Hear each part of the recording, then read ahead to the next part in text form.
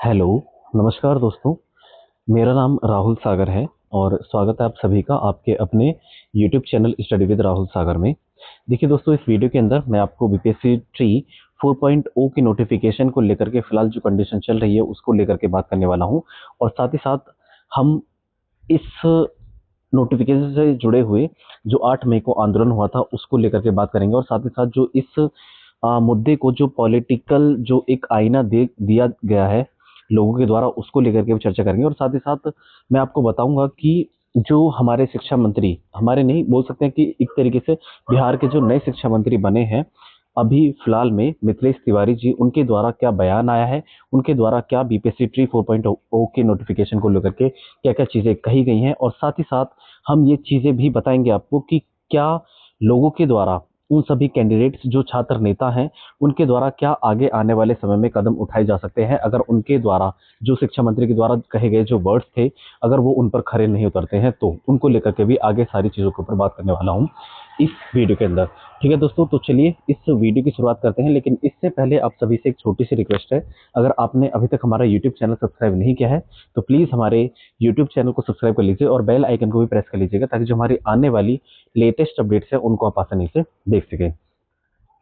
दोस्तों, एक चीज़ और आपको मैं बताना चाहता हूँ, इस वीडियो के डिस्क्रिप्शन बॉक्स में आपको एक टेलीग्राम चैनल का लिंक भी मिल जाएगा। आप चाहें तो उसे भी फॉलो कर सकते हैं, क्योंकि उस टेलीग्राम चैनल के अंदर हम आपको हर एक एजुकेशनल डिपार्टमेंट से जुड़ी हुई हर एक लेटेस्ट अपडेट को आपको सबसे पहले प्रोवाइड कराते हैं। चाहे वो डीएसएसबी हो, चाहे वो बीपीएससी हो, या अन्य कोई भी एजुकेशनल डिपार्टमेंट है, तो उससे जुड़ी अपडेट आपको सबसे पहले उस टेलीग्राम चैनल के अंदर मिल जाती है। और साथ ही साथ आपको कुछ ऐसी इन्फॉर्मेशन जो अनऑफिशियल सर्कुलेट होती रहती है वो भी वहाँ पर आपको सबसे पहले मिल जाती हैं। यकीन मानिए, बहुत बेनिफिशियल होने वाला है आपके लिए वो टेलीग्राम चैनल। ठीक है दोस्तों, तो आप उसको ज्वाइन कर ही लीजिए। ठीक है दोस्तों, तो चलिए शुरू करते हैं इस वीडियो के अंदर। आप सभी को पता है कि बीपीएससी ट्री 4.0 की नोटिफिकेशन को लेकर के जो एग्ज़ाम कंट्रोलर थे जिनका नाम था राजेश कुमार सिंह जी, उनके द्वारा काफ़ी सारी चीज़ें उनके द्वारा किए गए पॉडकास्ट में कही गई थी। जैसे कि उन्होंने बताया था कि आपका जो एग्ज़ाम होगा वो 22 से 27 सितंबर के बीच में होगा। काफ़ी लंबे लंबे वादे किए गए थे, लेकिन अब तक उन पर कोई भी जो प्रोसेस है वो नहीं की गई है। और साथ ही साथ इस चीज़ को लेकर के 8 मई में एक बहुत बड़ा धरना प्रदर्शन हुआ था, जिसमें लोगों के ऊपर लाठियां तक बरसाई गई और भी काफ़ी सारी चीज़ें थी। लोग बहुत परेशान हुए। एक बड़े लेवल पर आंदोलन चलाया गया था। वो जिस तरह से उस आंदोलन के अंदर बच्चों के ऊपर पुलिस प्रशासन की जो बर्बरता देखने के लिए मिली थी, वो अपने हक को मांगने की वजह से केवल। ठीक है दोस्तों, तो आप सभी को पता है कि जो राजेश कुमार सिंह जी थे उनके द्वारा अपने पॉडकास्ट में काफ़ी सारी चीज़ों को लेकर के बातें की गई थी, लेकिन उसको बाद में 8 मई के ये 46,882 पदों पर भर्ती के लिए जो ये आंदोलन चलाया गया था वो 8 मई को चलाया गया था। और इसमें काफ़ी सारी चीज़ें आपको देखने के लिए मिली। उसमें हुआ क्या था, ये प्रदर्शन से पहले ही जो आपके छात्र नेता थे जिनका नाम दिलीप कुमार सिंह है, उनको पहले ही, मतलब इस आंदोलन से पहले ही पुलिस प्रशासन के द्वारा हिरासत में ले लिया गया था। आप इस नोटिफिकेशन में या इस इमेज के अंदर जो सारी इंफॉर्मेशन है वो आंदोलन से जुड़ी हुई है, इसमें हर एक चीज़ को आप देख सकते हैं।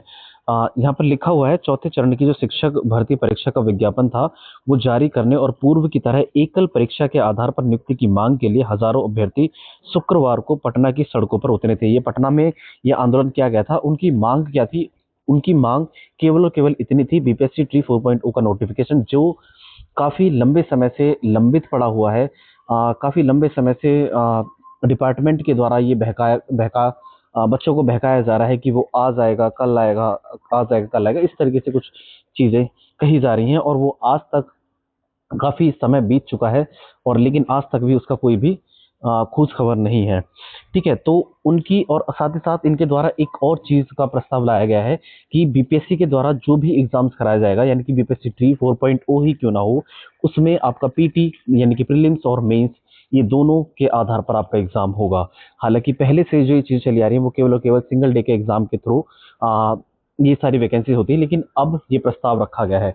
पता नहीं इनके मन में क्या चल रहा है। एक तो नोटिफिकेशन ये दे नहीं रहे, और अगर ये आगे देने वाले भी हैं तो ये इसको कितना कॉम्प्लिकेटेड बना देंगे वो आगे आपको पता चल जाएगा। ठीक है दोस्तों, तो इसमें हुआ क्या था, ये गांधी मैदान जेपी गोलंबर के पास जुटे अभ्यर्थियों पर पुलिस ने लाठीचार्ज कर दिया था। केवल और केवल वो किस वजह से, क्योंकि उन अभ्यर्थियों ने केवल और केवल मांग की थी उस नोटिफिकेशन से, उस नोटिफिकेशन को लेकर के जिसमें वो काफी लंबे समय से इंतजार कर रहे हैं और वो चाह रहे हैं कि उनके लिए एक सरकारी नौकरी का इंतजाम हो जाए अपने सपने को साकार करने के लिए। अभ्यर्थियों को दौड़ा दौड़ा कर पीटा गया। इसमें कई छात्र गंभीर रूप से घायल भी हो गए थे। एक इमेज में आपको दिखाऊंगा। इसमें काफी बच्चों के ऊपर जो है लाठीचार्ज किया गया था। आप देख सकते हैं सामने स्क्रीन पर, बच्चों को चोट भी आई है, उनको खून तक निकले हैं, मतलब काफी सारी चीजें थी जो उनके साथ घटी हैं। ये सारी चीजें उस आ, ये अच्छा, ये जो लाठीचार्ज था ये हुआ क्यों था?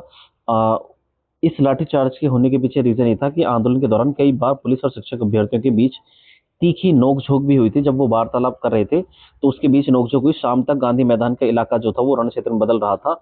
बिहार लोक सेवा आयोग यानी कि बीपीएससी से ट्री 4.0 का विज्ञापन निकालने की मांग के समर्थन में राज्य भर से जुटे हजारों युवक और युवतियों ने पटना कॉलेज से 11 बजे विरोध मार्च शुरू किया था और प्रदर्शनकारियों ने शिक्षा मंत्री के आवास तक मार्च करने का ऐलान किया था। मतलब उन्होंने इस जगह से लेकर के वो कहाँ तक जा रहे थे, शिक्षा मंत्री के आवास तक जाने का वो प्रयास कर रहे थे। लेकिन जेपी गोलंबर के पास दोपहर करीब 1:15 के आसपास मार्च पहुंचता है और पटना पुलिस ने बैरिकेटिंग पर ही अभ्यर्थियों को आगे बढ़ने पर आमादा रहे। बैरिकेटिंग तोड़ने का प्रयास हुआ तो पुलिस ने लाठीचार्ज कर दिया, क्योंकि वहां पर जो लोग थे, जो छात्र थे, वो थोड़ा गुस्सा हो गए और जिसकी वजह से लाठीचार्ज वहां पर देखने के लिए मिला। कई छात्रों को वहां पर चोट भी लगी है।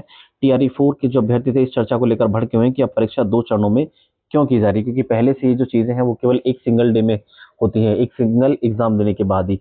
आप पहले आ, इसकी क्वालिफिकेशन को लेकर के आप सी टेट लेते हैं, एस टेट लेते हैं, ये काफी सारी चीजों को लेकर के उसके बाद भी आप जब एक भर्ती की प्रोसेस को पूरा करेंगे तो उसमें भी प्रीलिम्स और मेंस, एक बच्चा ही क्यों इतना सारा दर्द सहे या इतने सारे एग्जाम्स को दे एक नौकरी पाने के लिए। ठीक है, तो ये सारी चीजें पता नहीं इनके मन में क्या चल रहा है। उसके बाद सरकार की तरफ से इसे लेकर अभी तक स्थिति को कोई भी साफ नहीं है, मतलब कुछ भी नहीं कहा गया है। ये काफी सारी चीजें थी जो उस धरना प्रदर्शन के दौरान हुई थी।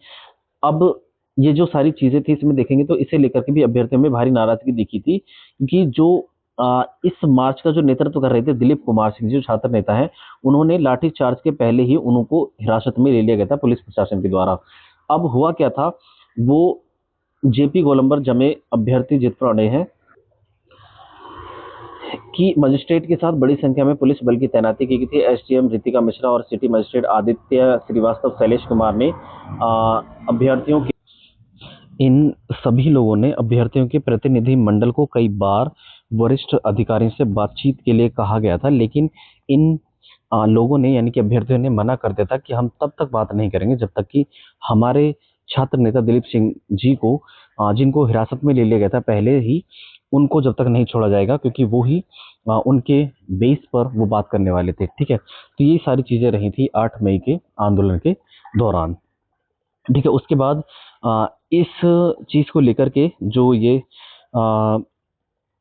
चीजें रही थी इस आंदोलन के दौरान, तो काफी सारी चीजें, काफी ये जो पॉलिटिकली काफी जोरों शोरों से उभरा था।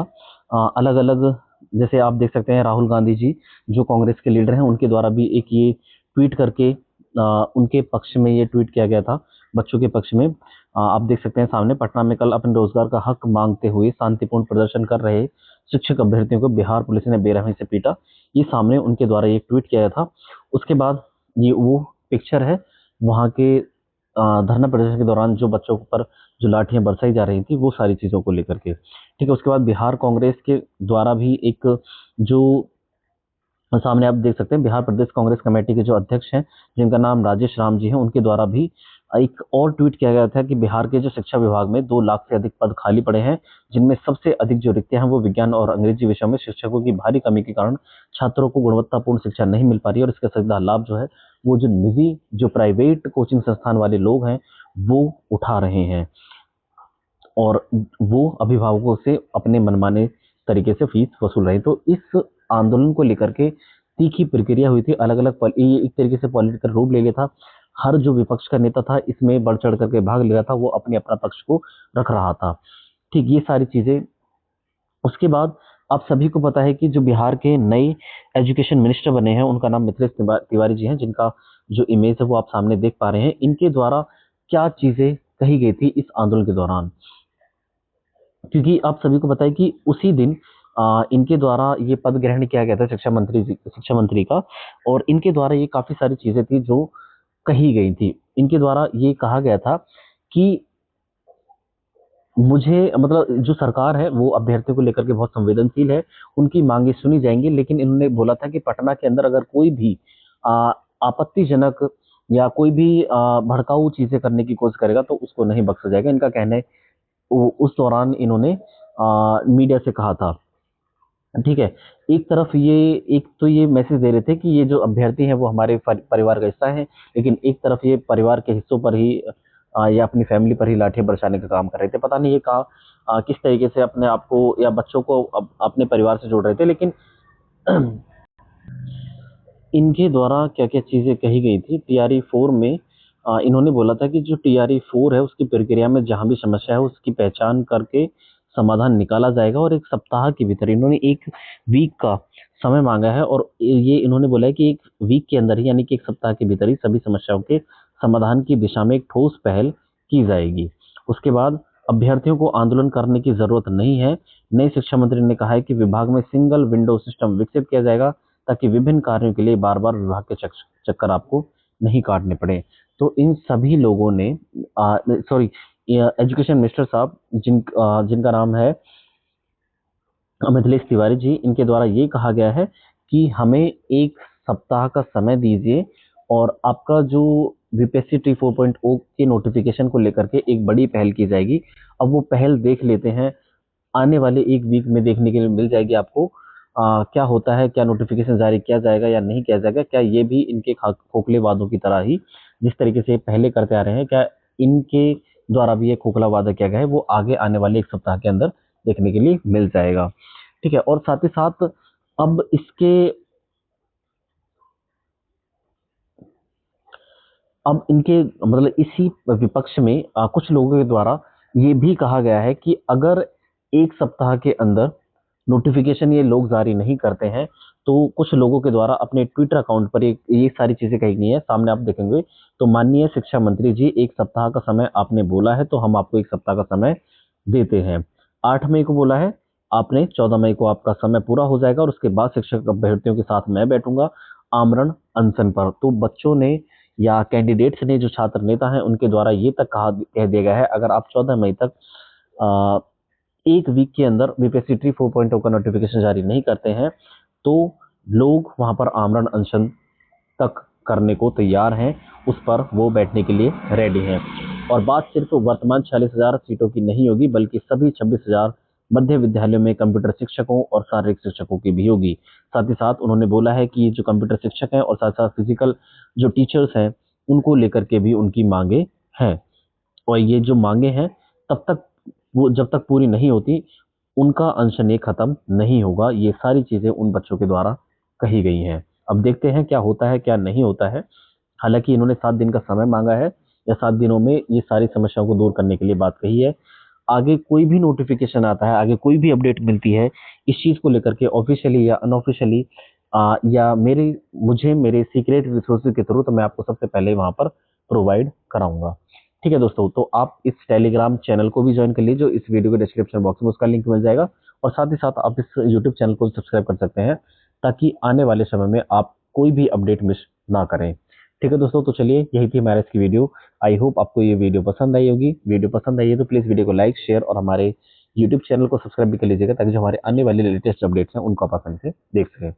चलिए दोस्तों, thanks and thanks for watching.